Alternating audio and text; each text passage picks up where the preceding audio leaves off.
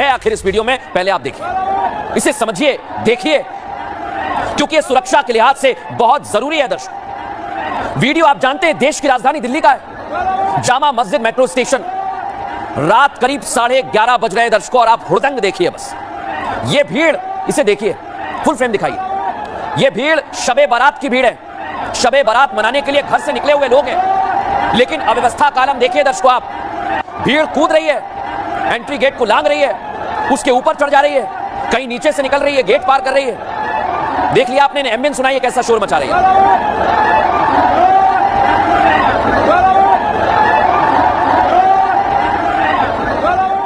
देखा दर्शकों आप, ये कूद फांद क्यों मची हुई है भाई? कोई मेडल जीता है क्या आप लोगों ने? किस बात की खुशी है, किस बात का उड़ देंगे? या फिर आपने कोई ऐसा काम किया है जो आज तक किसी ने नहीं किया?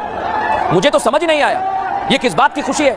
क्या नियम तोड़ने की खुशी है? चेहरों पर आप देखिए, हाथ में मोबाइल है, सेल्फी है, वीडियो बनाए जा रहे हैं। बहुत बड़ा काम किया है कूदकर, मेट्रो में हुड़दंग मचाकर। इन तस्वीरों को आप देखिए दर्शकों, ये लोग मोबाइल फोन में तस्वीर कैद कर रहे हैं, अपने सोशल मीडिया अकाउंट पर डालेंगे, लेकिन देखकर ऐसा लग रहा है ना जाने थिएटर में हंगामा होने लगा, जैसे कोई फिल्म सुपरहिट लगी तो सीटियां बजने लगी, हल्ला करने लगे।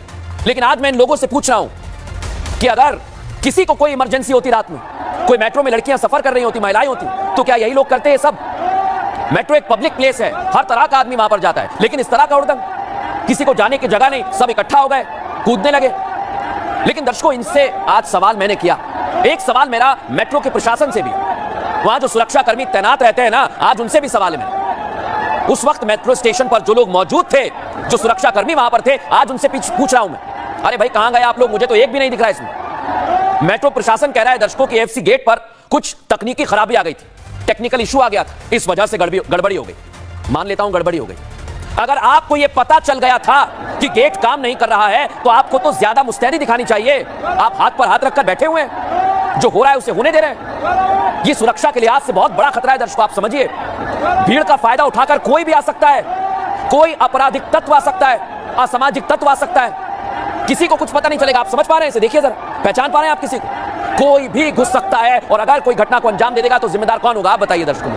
मैं तो आप ही के लिए सवाल कर रहा हूं, और मेरा उद्देश्य सिर्फ सुरक्षा को लेकर है। शब ए बारात का त्योहार है, पर्व है, मनाइए आप, लेकिन इसे हुड़दंग में बदलने वाले अच्छी बात नहीं है जो लोग यहां पर हैं। ये बिल्कुल ठीक नहीं है, क्योंकि यहां सवाल सुरक्षा का है, और आपके साथ साथ देश के लिए भी सुरक्षा जरूरी है। इसलिए मैंने यह तस्वीर दिखाई और मेट्रो प्रशासन पर सवाल भी खड़े किए।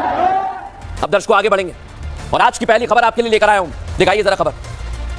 देवेंद्र फडणवीस ने कह दिया है लव जिहाद पर एक्शन चालू हुआ है, और पूरी तैयारी हो गई है दर्शक। इसलिए महाराष्ट्र में खलबली मची हुई है।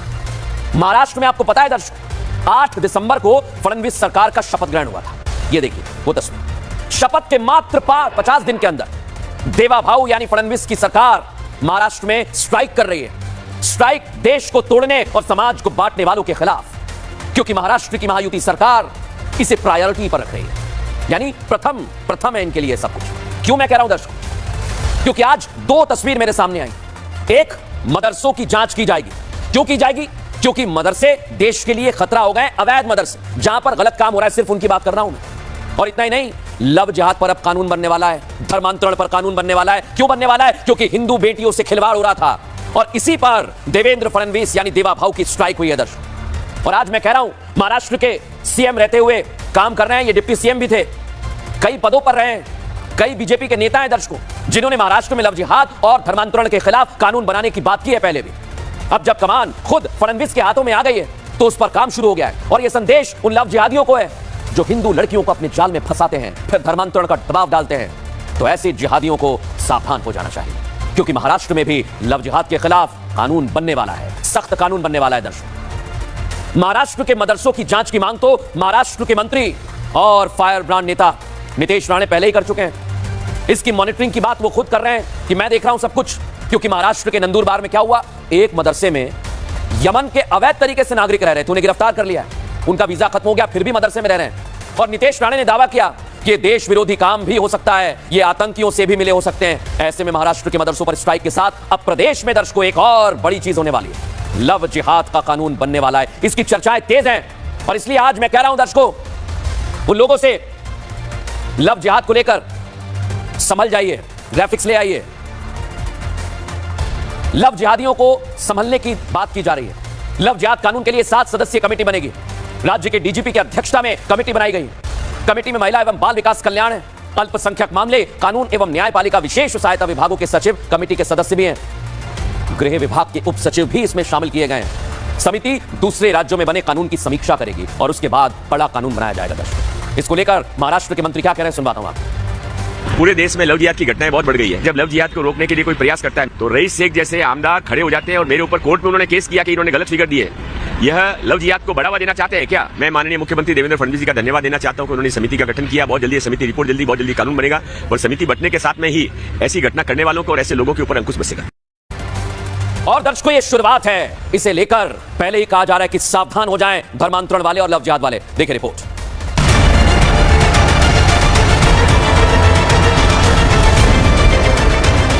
महाराष्ट्र में ना अब कोई आफताब श्रद्धा वॉलकर के टुकड़े कर पाएगा, ना कोई महालक्ष्मी के टुकड़े कर फ्रिज में रख पाएगा, ना कोई अब्दुल किसी हिंदू लड़की को अपनी जाल में फंसाकर असमत से खिलवाड़ कर पाएगा, क्योंकि महाराष्ट्र में अब देवा भाऊ यानी देवेंद्र फडणवीस लव जिहाद कानून बनाने वाले हैं, जिसकी प्लानिंग हो चुकी है, कमेटी बन चुकी है, दूसरे प्रदेशों में बने कानून की मॉनिटरिंग हो रही है। अब इंतजार है तो सिर्फ उस तारीख का जब कानून लागू होगा, क्योंकि ये फडणवीस सरकार का सबसे अहम मुद्दा है। लेकिन कुछ लोगों को इससे दिक्कत भी है। जल्द से जल्द ये लव जिहाद और धर्मांतर विरोधी कायदा हमारे इधर लाया जाए। ये देश लोकतंत्र है और एक सशक्त लोकतंत्र में कौन किससे प्यार करेगा, शादी करेगा, इसका अंतर्गत मामला होता है। महाराष्ट्र लव जिहाद के खिलाफ कानून बनाने वाला 10वां राज्य होगा और ये उन लोगों के लिए खतरे का अलार्म है जो लव जिहाद का गंदा खेल खेलते हैं। ये वार्निंग है उन जिहादियों को जो बेखौफ अपनी मनमानी करते थे। इसलिए लव जिहादी संभल जाएं, क्योंकि महाराष्ट्र में लव जिहाद कबूल नहीं है। दर्शकों, लेकिन महाराष्ट्र में अभी तो केवल महाराष्ट्र में लव जिहाद के खिलाफ कानून बनाने की प्रक्रिया शुरुआती स्टेज पर ही है।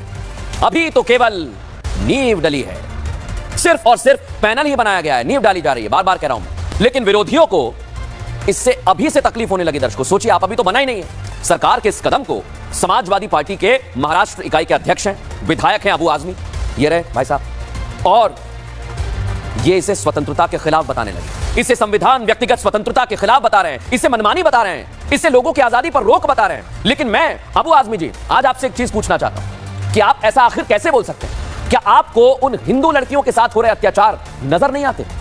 क्या आपको दिखाई नहीं देता कि किस तरह भोली भाली युवतियों को बरगलाया जाता है, फंसाया जाता है, उनका जबरन धर्म परिवर्तन कराया जाता है? आप ऐसे ही धर्मांतरण को झूठा बता देंगे? क्या सोच है आप?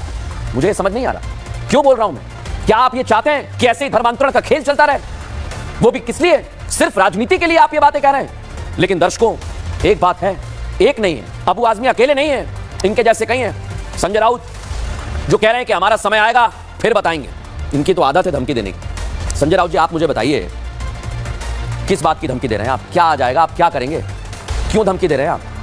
और ये धमकी क्या सिर्फ सियासी धमकी है, ये भी पूछ रहा हूं मैं। और इन दोनों को आप सुनिए, ये किस तरह की मानसिकता का परिचय दे रहे हैं दर्शकों, आप खुद ही तय करिए। सुनिए जरा।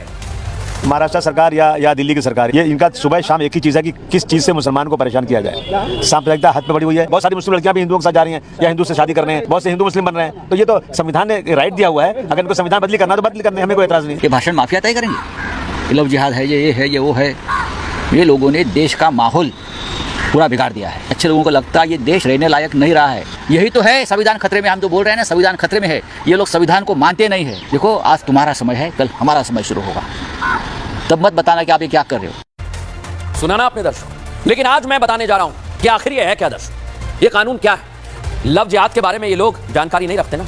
अक्टूबर 2024 में देवेंद्र फडणवीस ने एक दावा किया था, लव जिहाद की 1 लाख से ज्यादा शिकायतें, ये दावा किया गया था, और इन शिकायतों में हिंदू महिलाओं को फंसाया गया, फर्जी पहचान बताकर शादी के लिए झांसा दिया गया, दूसरे धर्मों के पुरुषों पर धर्मांतरण के लिए उकसाने के आरोप लगे। दर्शकों, सोची समझी साजिश के तहत फंसाने के आरोप लगे। श्रद्धा वॉलकर याद है ना, फ्रिज में टुकड़े कर दिए थे, ऐसा केस भी हुआ था दर्शकों इसी देश में। और ये लोग कह रहे हैं कि सब फर्जी बातें।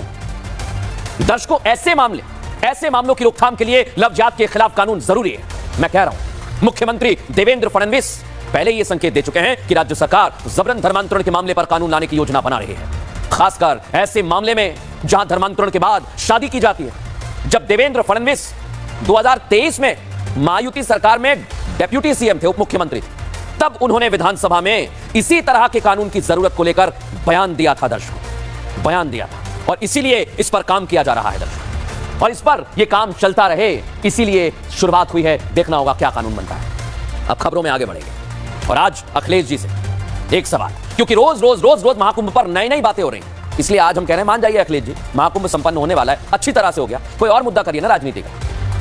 क्यों मैं इस तरह की बात कह रहा हूं दर्शकों? क्योंकि आजकल मुझे समाजवादी पार्टी अध्यक्ष अखिलेश यादव का मिजाज कुछ खास समझ नहीं आता है, क्योंकि वो कहते कुछ हैं, करते कुछ हैं, या यूं कहा जाए कि कहना कुछ चाह रहे हैं लेकिन भाव कुछ और निकल रहा है। मेरी समझ से तो परे है। एक बात साफ पता चलती है दर्शकों कि ये खींच है किसी पर और निकल रही है हर दिन, इसलिए बिना बात पर वो सियासत कर रहे हैं। आप करिए अखिलेश जी राजनीति, आपका काम है, अच्छी बात, लेकिन धर्म के नाम पर नहीं, आस्था के नाम पर नहीं, महाकुंभ के नाम पर नहीं। और आप सिर्फ इसलिए राजनीति कर रहे हैं क्योंकि महाकुंभ योगी कार्यकाल में आयोजित हुआ है। इसलिए आज मैं आपसे पूछ रहा हूं, क्योंकि महाकुंभ में पहले दिन से आप सवाल उठाते हैं, फिर जाम को लेकर बात करते हैं, फिर यूपी पुलिस आपके निशाने पर आ जाती है, फिर आप डुबकी और आंकड़ों पर सवाल उठाते हैं, लेकिन कुल मिलाकर अखिलेश यादव जितने भी निशाने साध रहे हैं ये योगी आदित्यनाथ पर साध रहे हैं। ये समझ लीजिए आप, ये सियासत के लिए हो रहा है दर्शक। और मैं ये बात क्यों कह रहा हूं? क्योंकि अखिलेश यादव आंकड़ों का खेल खेलने में लगे हुए हैं। कभी भगदड़ के आंकड़ों पर राजनीति करते हैं, कभी जाम के आंकड़ों पर सियासत करते हैं, लेकिन अब लग रहा है दर्शकों कि अखिलेश जी अपनी स्ट्रेटजी में थोड़ा बदलाव कर रहे हैं। अभी तक महाकुंभ की नकारात्मक यानी नेगेटिव तस्वीर दिखाने वाले अखिलेश यादव कह रहे हैं महाकुंभ को और लंबा चलना चाहिए, अभी कम पड़ रहा है। अखिलेश जी, आप कितनी भी पॉजिटिव नेगेटिव नैरेटिव जितने भी आपके हैं सारे लगा लीजिए, उस पर सियासत कर लीजिए, लेकिन मैं आपको बता दूं कि आपकी आंकड़ेबाजी जो आप कर रहे हैं इसका खेल खत्म हो चुका है, खेल खत्म हो गया। क्यों कह रहा हूं दर्शकों? क्योंकि सनातनी यहां पहुंच रहे हैं और अब महाकुंभ के दिन बढ़ाने को लेकर एक ये नया आंकड़ा ले आए। सारे पैंतरे फेल हो गए तो एक नया आंकड़ा ले आए। सुनिए जरा आप क्या कह रहे हैं। एक समय पर 75 दिन का होता था ये कुंभ, क्योंकि बहुत सारे बुजुर्ग लोग अभी स्नान नहीं कर पाए हैं। तो हमारी मांग है कि प्रयागराज के लोग जो वहां के निवासी हैं वहां के लोग, रहने वाले लोग, वो भी अभी स्नान नहीं कर पाए हैं, बड़े पैमाने पे वो लोग भी नहीं पहुंच पाए हैं, इसलिए इस कुंभ आयोजन को और लंबा कर दिया जाए और बढ़ा दिया जाए। लेकिन अखिलेश जी, एक बात मैं आपसे कहना चाहता हूं, जो आप कहना चाह रहे हैं ना कि चित भी मेरी पट भी मेरी, मुझे तो आपका खेल कुछ ऐसा ही लगता है। लेकिन एक बात आज आप बताइए कि इधर चिट भी आपकी पट भी आपकी, दोनों तो आपके ही नहीं हो सकते, ये समझ लीजिए। क्योंकि एक तरफ आप कहते हैं कि महाकुंभ के दिन और बढ़ने चाहिए, दूसरी तरफ आप कहते हैं कि महाकुंभ में अव्यवस्थाओं की भरमार है। अरे आप ही मुझे बताइए कि इतनी अव्यवस्थाएं हैं तो फिर महाकुंभ के दिन बढ़ाने का सुझाव क्यों दे रहे हैं आप? अगर इतने ही दिन बढ़ेंगे तो हिंदू नहीं रुकेगा, हिंदू तो डुबकी लगाने वहां पर आएंगे और आप रोक नहीं पाएंगे। फिर आप कहेंगे जाम लग गया यहां पर, फिर आप कहेंगे कि लोग परेशान हो रहे हैं, फिर आप कहेंगे कि व्यवस्था ठीक नहीं हो रही है। अरे बहुत ज्यादा भीड़ आ गई भाई, पूरा प्रदेश परेशान हो रहा है। सियासत करते रहेंगे आप, लेकिन ये जो भीड़ आ रही है दर्शकों, इसका मैंने एक्सरे किया है। इस भीड़ की वजह क्या है आपको पता है दर्शकों? इस भीड़ की वजह वीकेंड पर श्रद्धालु निकल रहे हैं अपने घर से क्योंकि उनकी छुट्टी हो जाती है। वो कर्मपथ के साथ धर्मपथ पर भी चलना चाहते हैं। और ये मैं हवा में बातें नहीं कर रहा दर्शकों, आज आपको इसका वीकेंड कनेक्शन बताता हूं मैं। आइए जरा कैसे सनातनियों का वीकेंड कनेक्शन है महाकुंभ का। देखिए आंकड़े आपके सामने। 7 फरवरी शुक्रवार को 84 लाख लोगों ने स्नान किया। 8 फरवरी को यह आंकड़ा कितना पहुंच गया? जिस दिन था शनिवार, 1 करोड़ 22 लाख। सोचिए 9 फरवरी को यह आंकड़ा और बढ़ जाता है क्योंकि संडे है, 1 करोड़ 47 लाख। और आप देखिए अब आ गया सोमवार। जैसे ही सोमवार, मंगलवार, बुधवार, गुरुवार हर दिन आता है ये आंकड़े गिरते जाते हैं। लेकिन मैं आपको फिर से एक आंकड़ा समझाता हूं। शुक्रवार को हमने आंकड़ा नोट किया 96.98 लाख का, और उसके बाद फिर शनिवार आया तो ये आंकड़ा कितना बढ़ गया दर्शकों? 1 करोड़ 21 लाख। और आप देखिए अभी तक है, अभी भी कई लोग स्नान कर रहे हैं। इसलिए मैं आपको समझा रहा हूं, ये वीकेंड पर भीड़ बढ़ती है, ऐसा नहीं कि हर दिन लोग आ रहे हैं। लोग अपनी सहूलियत के हिसाब से आते हैं अखिलेश जी, और इसे लेकर योगी आदित्यनाथ क्या कह रहे हैं वो आपको समझाता हूं। दुनिया का सबसे बड़ा आध्यात्मिक और सांस्कृतिक आयोजन वर्तमान में प्रयागराज की धरती में चल रहा है। महाकुंभ प्रयागराज में लगभग 51 करोड़ श्रद्धालुओं ने मां गंगा, मां यमुना और मां सरस्वती की त्रिवेणी में आस्था की पावन डुबकी लगा करके भारत की आस्था को भारत की एकता के संदेश के साथ जोड़ने का काम किया है। देखा दर्शकों, लेकिन अब मैं आपको बताता हूं कि महाकुंभ में रोज नए रिकॉर्ड क्यों बन रहे हैं। आइए जरा विस्तार से समझाता हूं। भारत देश जिसकी आबादी है 140 करोड़, इसमें हिंदुओं की आबादी कितनी है दर्शकों? मोटा मोटा ले लीजिए 110 करोड़। और अब तक 51 करोड़ भक्त स्नान कर चुके हैं। ये रिकॉर्ड है दर्शकों, इससे ज्यादा अभी तक नहीं हुआ है। ये रिकॉर्ड आप नोट कर लीजिए। देखिए जरा, 140 करोड़ देश की आबादी, 110 करोड़ हिंदुओं की आबादी और 51 करोड़ भक्त स्नान कर चुके हैं। लेकिन यही बात चुभ रही है कई लोगों को। महाकुंभ में सनातनियों का स्नान करने का आंकड़ा 51 करोड़ के पार चला गया है, वो भी मात्र 33 दिनों में। और 51 करोड़ का आंकड़ा जब सामने आया, वो सरकार की तरफ से सामने आया, और सरकार आंकड़े देती है तो अखिलेश यादव ही थे जो आंकड़ों को लेकर सवाल उठा रहे थे, आंकड़ों में गड़बड़ी के आरोप लगा रहे थे। लेकिन अब तो वो सरकार से 2 कदम आगे निकलकर आंकड़े बता रहे हैं दर्शक। अखिलेश यादव कह रहे हैं ये 51 करोड़ तो फर्जी है, 51 करोड़ नहीं हुआ है। उन्होंने आंकड़ा दिया दर्शकों 60 करोड़ का, 51 नहीं 60 करोड़ लोग डुबकी लगा